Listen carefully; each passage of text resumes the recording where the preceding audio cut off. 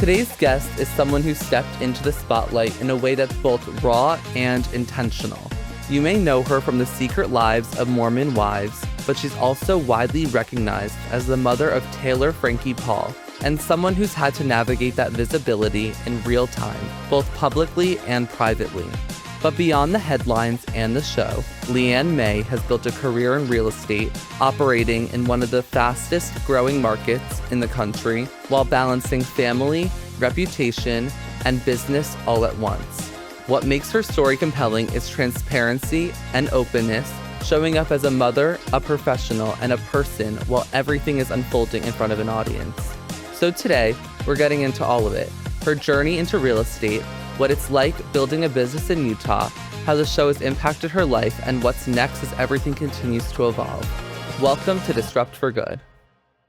All right, guys, I'm here today with Liann May. Some of you guys may know her from Secret Lives of Mormon Wives, but there's a lot more to her, and I'm excited to get into that today and discuss her role in real estate and her role as a mom in Utah and with her community and all of that. So thank you so much, Liann, for joining me today.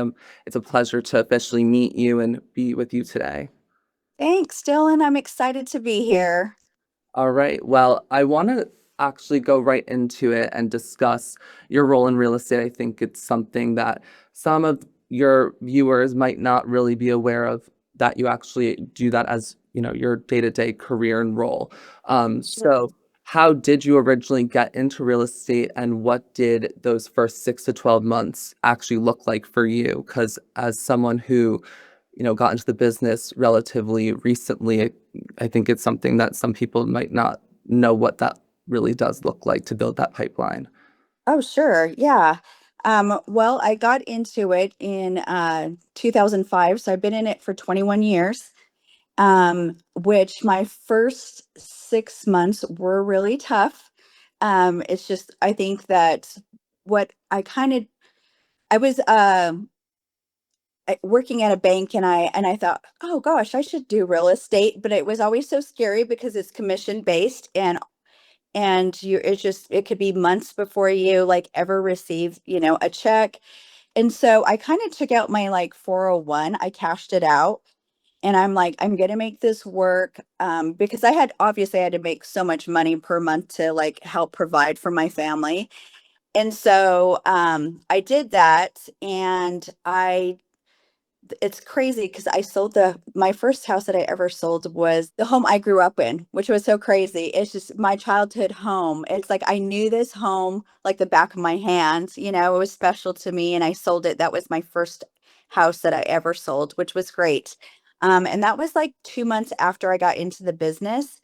Um, so I actually was rookie of the year for my city, when I went for that year, but I put in a lot of hard work. I was very determined to make it work just because I had three little kids, and it was just something that my husband and I were like, you're gonna make it work. You're leaving this great job for who knows what. It's very you don't know what's going to happen, and so it's a business, and so you're building your business, and I'm like, I'm going to make this work, because you when you're in real estate, I'm sure, Dylan, you've heard of I remember what they told me like the first day. It's like you say hi, like you turn left to your neighbor and say hi, and then you turn left because those two people won't be there, in real estate in a year.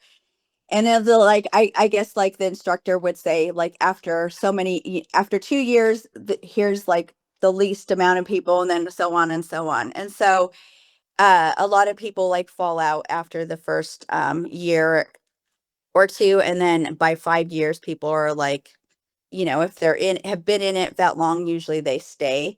And so that's just kind of what I've been doing. But yeah, just grinding with work and people and friends and family, and getting my pipeline, and doing communication is key in real estate.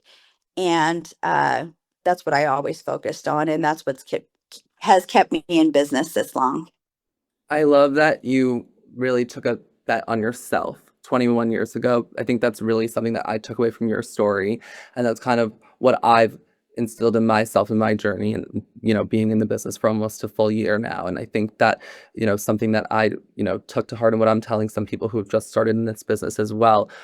I just put something to market yesterday and I started talking to that client last August. So some of the things that we're nurturing and, maintaining with some of the people that we're building in our pipeline might, begin almost a full year beforehand. So, this business takes a lot of work. It takes a lot of time and commitment.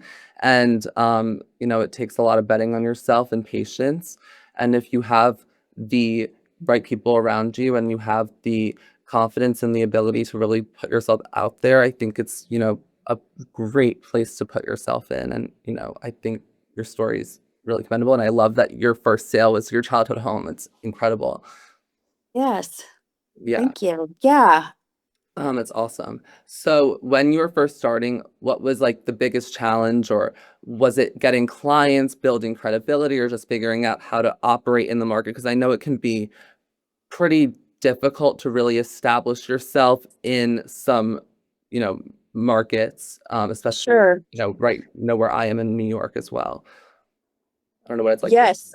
So our market is completely different. Well, I lived in Colorado at the time, and so the market there was different too. That I got into the market where it was kind of like going down. It was taking that shift where it was going to crash, and we end up crashing. And so it's like learning how to, I guess, maintain your business while going through, the lows, Yeah, and, kind of just go like navigating it through, like, what am I going to do now? You start, because you've sold so many houses. And then I think the following year or the year after, that's when we crashed. And it's just kind of like, well, what am I going to specialize in, and what can I do to maintain my business and stay in real estate? But yeah, you do have your challenges. But money's always a factor because, sometimes you're not getting paid for months,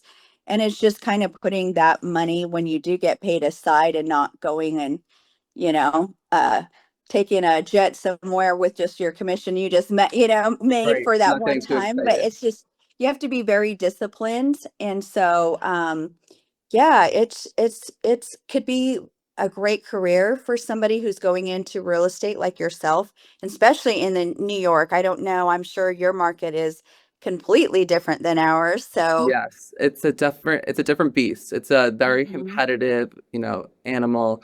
There's like at least 20,000 agents here who are, all trying to fend for the same listings. And, we're all cold calling or trying to, fight for similar business. And, it's very difficult to really, you know, do that. But in order to do so, you really have to differentiate yourself and find your niche.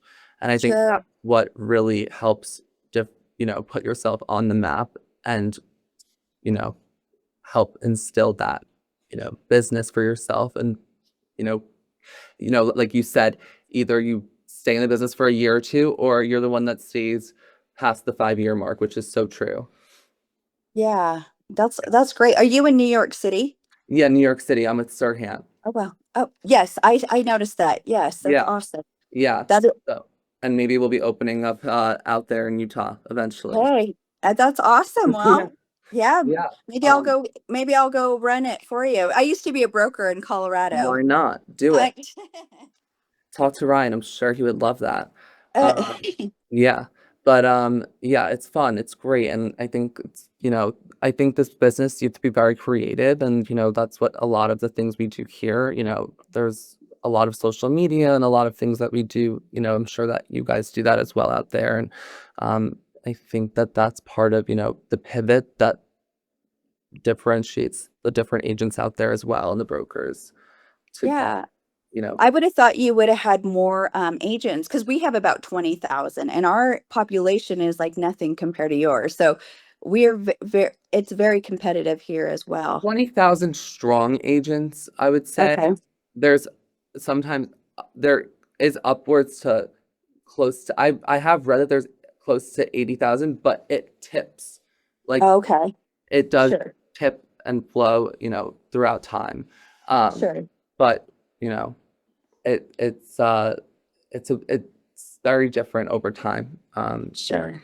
But Okay, that makes sense. so today, what does your business actually look like, and what price points are you working in? Who's your typical client over there, like a first-time home buyer, or where are you seeing the most opportunity right now? So I actually, most of my clients are, my average is above like my first, like, I don't know what they would call it. It's not so much luxury, but it is in the millions.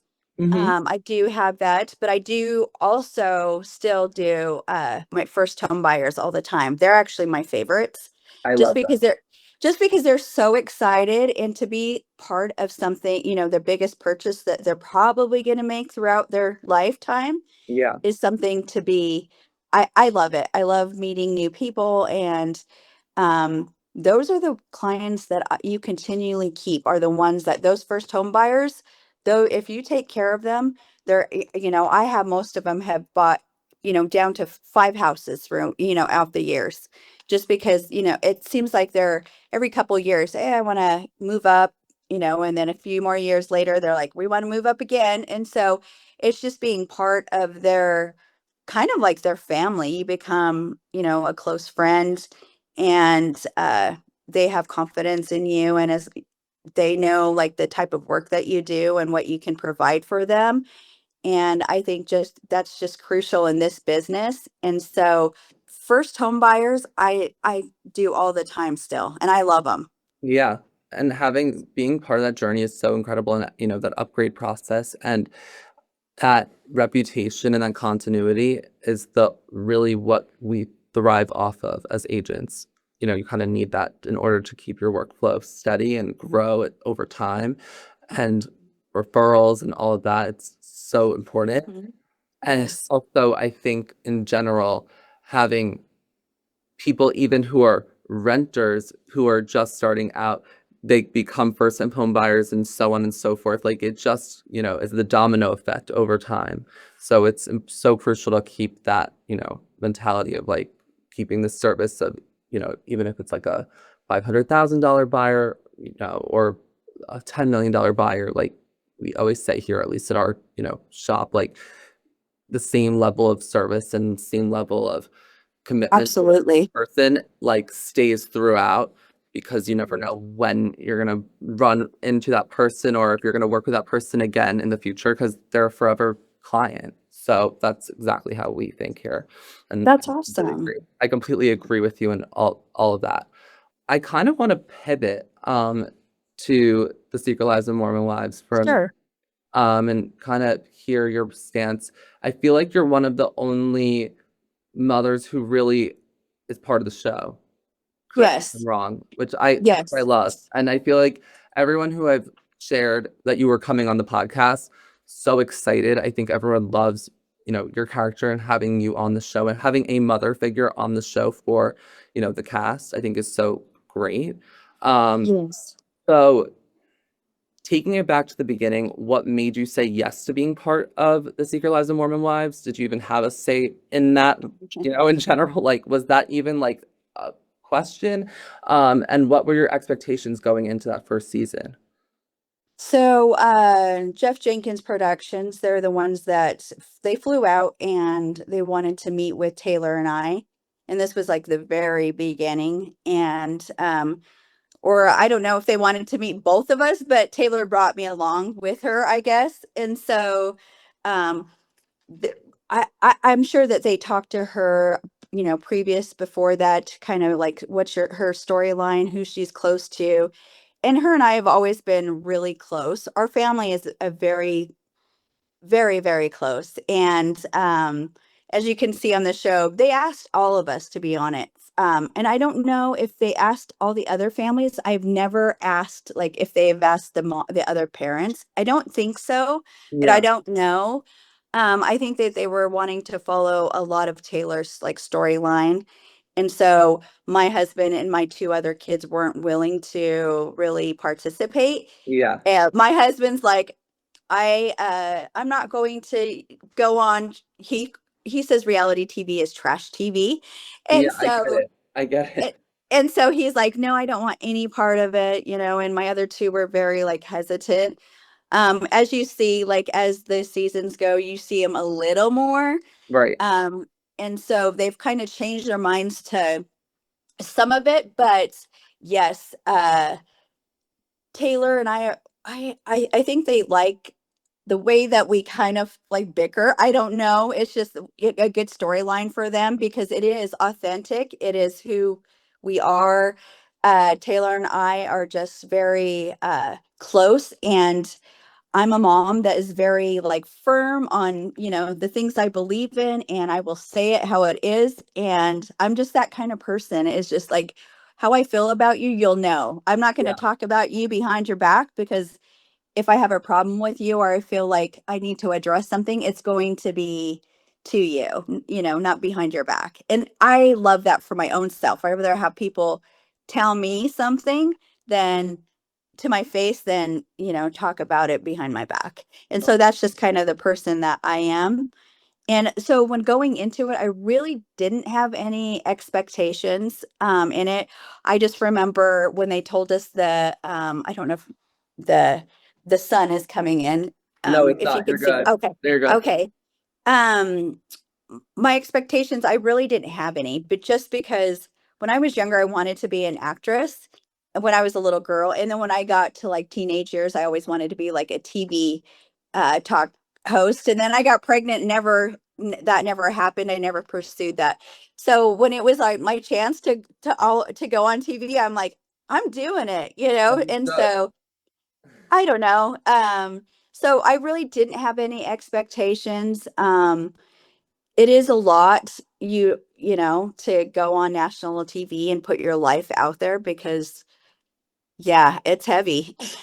Yeah, it's a lot. But you guys Yeah. do it and welcome it and you put yourselves out there wholeheartedly. And I respect it, 100%.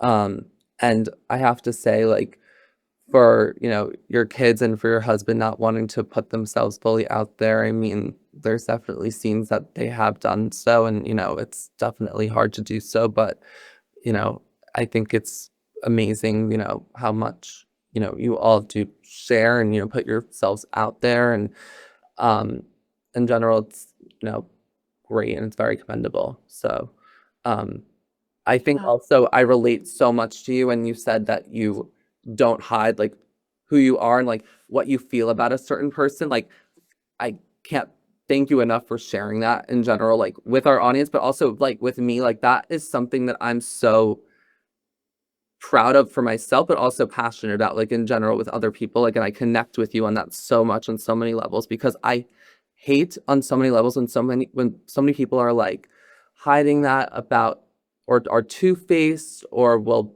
be fake. I don't play around with that. I hate that so much. And Hmm. you can see that with reality TV with people as well, even like on camera who play that game. And I don't think that's great. I don't love that. But in general, with people as well, I think it's not something that is so attractive in a friend or in a person in general. Oh, absolutely. I totally agree. Yeah, Mhm. it's I think too that's where with our family dynamic, we're always my husband's very honest, and the thing is it's like we have great communication to an extent. I guess Yeah. some people would say we don't, but But it's who like you knows? We always know only how get we snippets of like your lives, you know what I yes. mean? Like, Yes. we can't like really, people can say that, but we only get, 30 minutes or whatever it is for 8 episodes a season. Sure. Yeah.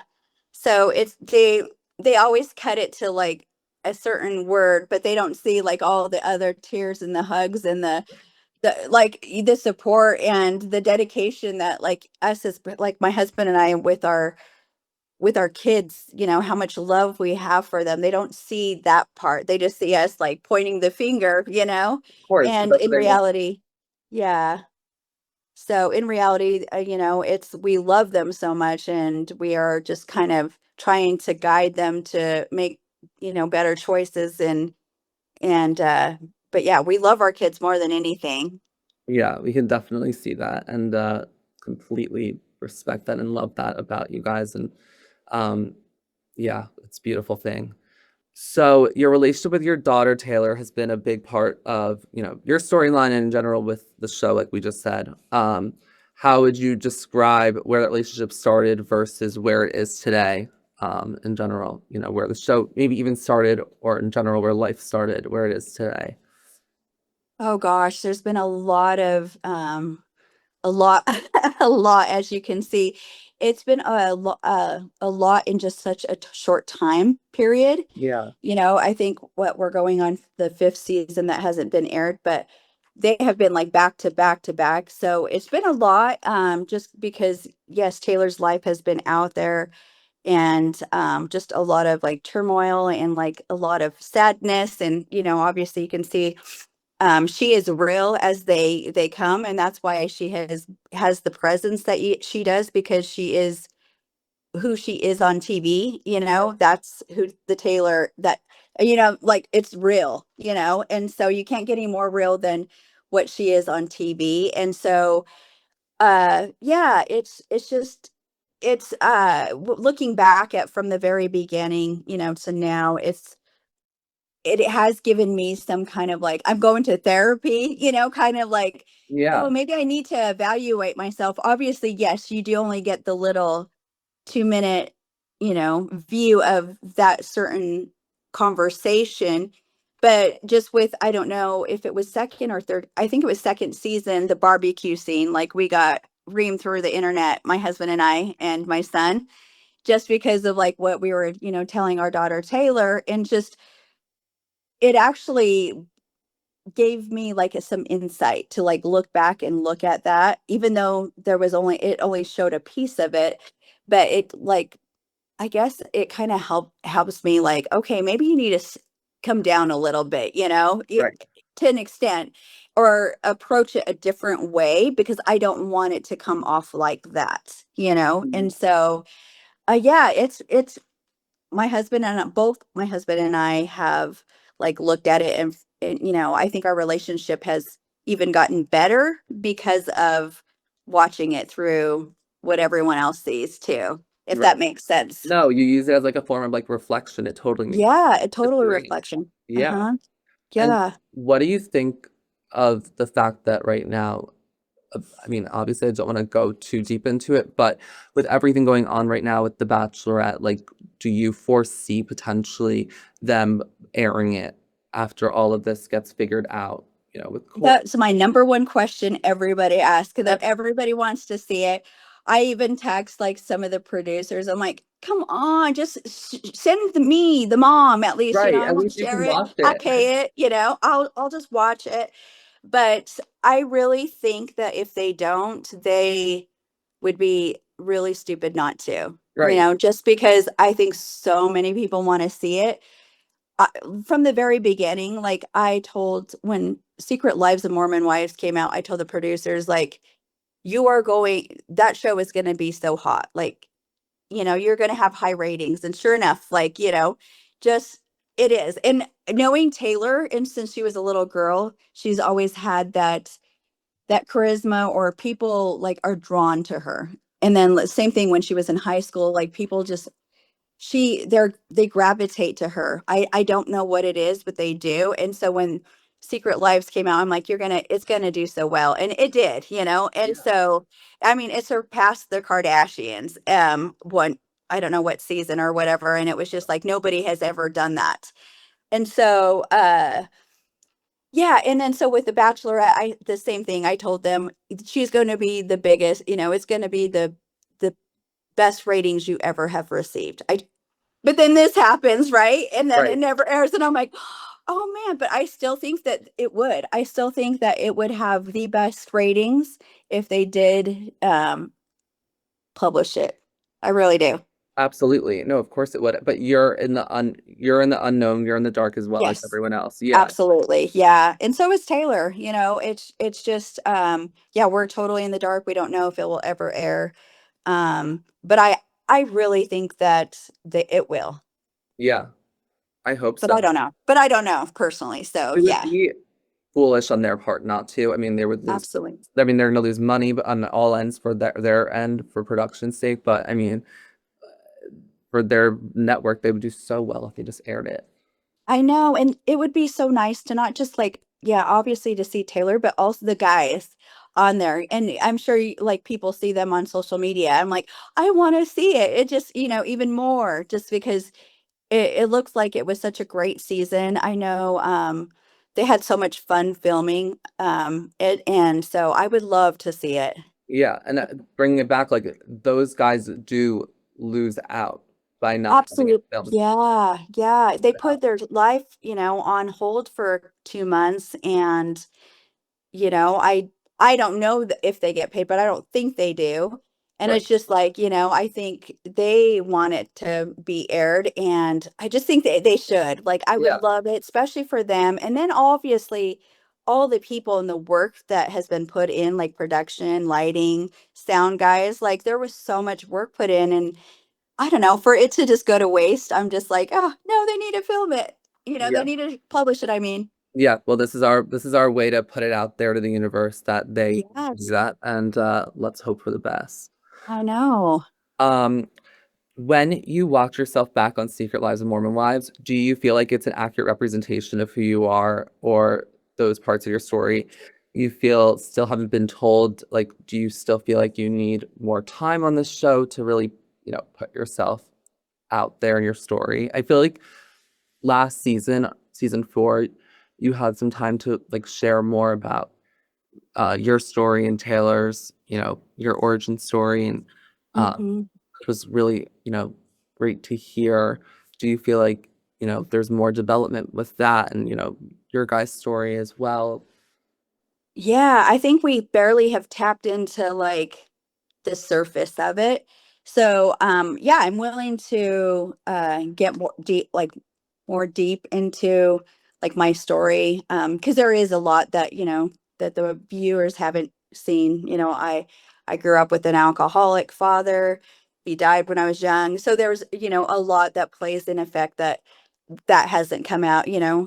Taylor also, with she has two other siblings that she doesn't know and she hasn't met, so I'm sure that will like continue to like go on. I don't know, I haven't really talked to any of the producers recently, just because we're kind of just waiting on everything that happens with Taylor, and I'm hoping that she'll go back to the show. I don't know what her plan is. I know that she's definitely welcomed on the show, and she's just trying to survive, and she's just getting better. And yeah, I mean that's all we can hope for right now. Or yeah.